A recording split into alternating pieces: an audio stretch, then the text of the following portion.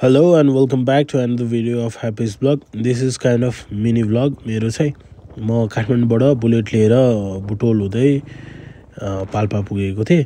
त्यही बेलाको यो सम भिडियोजहरु हो। अनि यसलाई चाहिँ मैले र्यान्डम मिनी भ्लग बनाएर हाल्दिएको छु।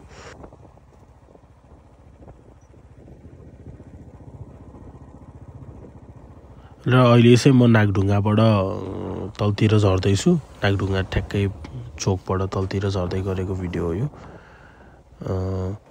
बाटो जोस यतिखेरसम्म त रमाइलो छ। मेरो सानबुवा हुनुहुन्छ पछाडी अनि चलाइरा म भइहाले।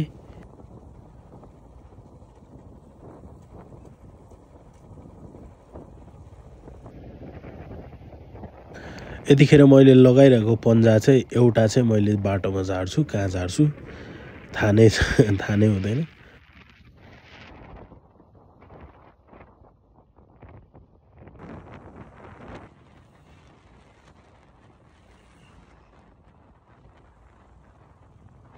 यतिखेर चाहिँ हामी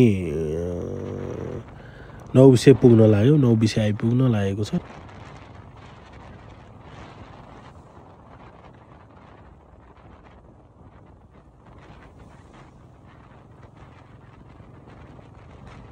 यो दिनको 2 बजेको समय, लगभग 2:30 बजेको समय हो। हामी काठमाडौँबाट 2:30 बजे निस्केको भनेसी लगभग 3 बजे पुगेथ्यौं होला हामी नौबिसे ठ्याक्कै नौबिसे चोक पनि आइपुग्यो।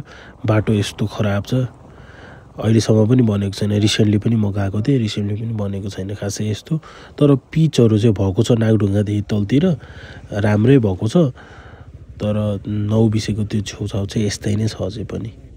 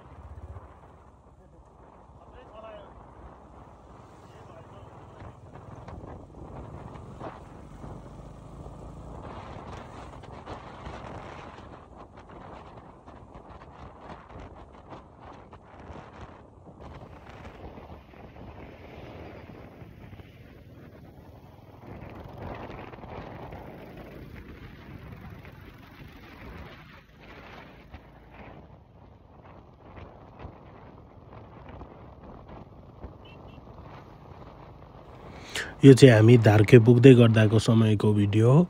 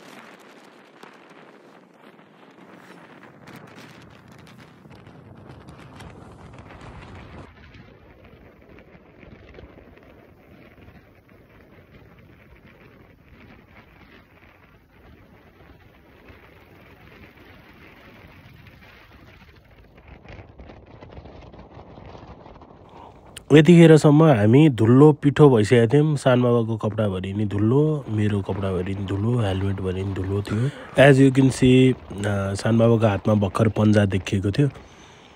मेरो पन्जा चाहिँ त्यतिखेरसम्म मैले सानबाबालाई त्यहाँ के भएर रोकेर दिएको थिएँ एकचोटि। मेरो हातमा चाहिँ पन्जा छैन, तर सानबाबुको हातमा चाहिँ पन्जा हातमा समातिरहनु भएको थियो।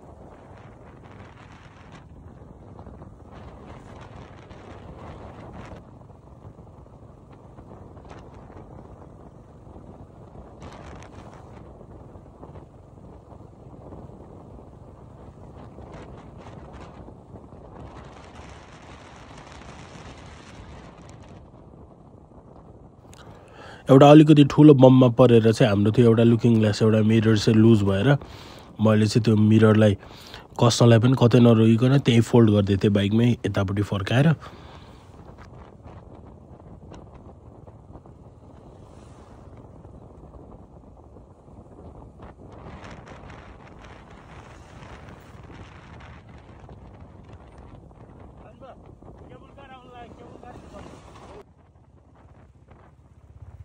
हजुरहरूले त्यो भिडियोमा सुन्नुभयो जस्तै अब केबल कार आउनु लाग्यो भनेको मतलब कुलिन टार आउनु लाग्यो भनेर सानबाबालाई मैले भन्दै थिएँ। सानबाबा धेरै वर्षपछि विदेशबाट आउनुभएको, अनि उहाँलाई चाहिँ रमाइलो लाग्छ होला भन्ने हिसाबले मैले चाहिँ त्यो देखाइरहेको थिएँ।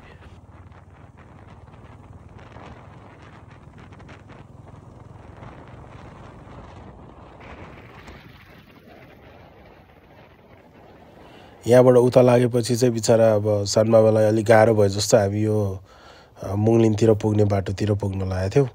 अनि सानबाबालाई गाह्रो भयो जस्तो भिडियो सिडियो बनाउनु भने सानबाबाले एकैचोटि भोलि बिहान भिडियो बनायौँ। हामीलाई एकदम दुःख भएको थियो। राति दाउन्नेमा अँध्यारोमा 2:30 बजे हामी पुगेको थियौँ बुटोल रातिको।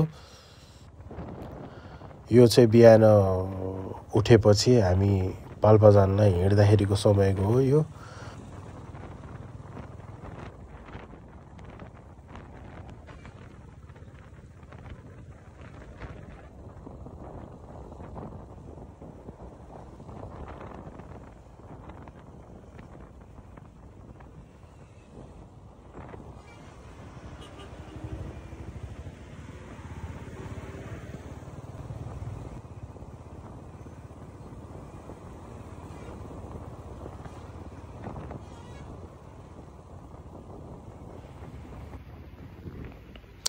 हिजो चाहिँ हाम्रो मुखमा रुमाल बाँधेको थियौँ हामीले काठमाडौँबाट जाँदाखेरि, तर त्यो रुमाल एकदमै फोहोर भएर धुन नि नपापेर रातभरि दाउनेको उकालोमा एकदमै धुलो भापेर चाहिँ हामीले मास्क लिएर मास्क लगाएका थियौँ।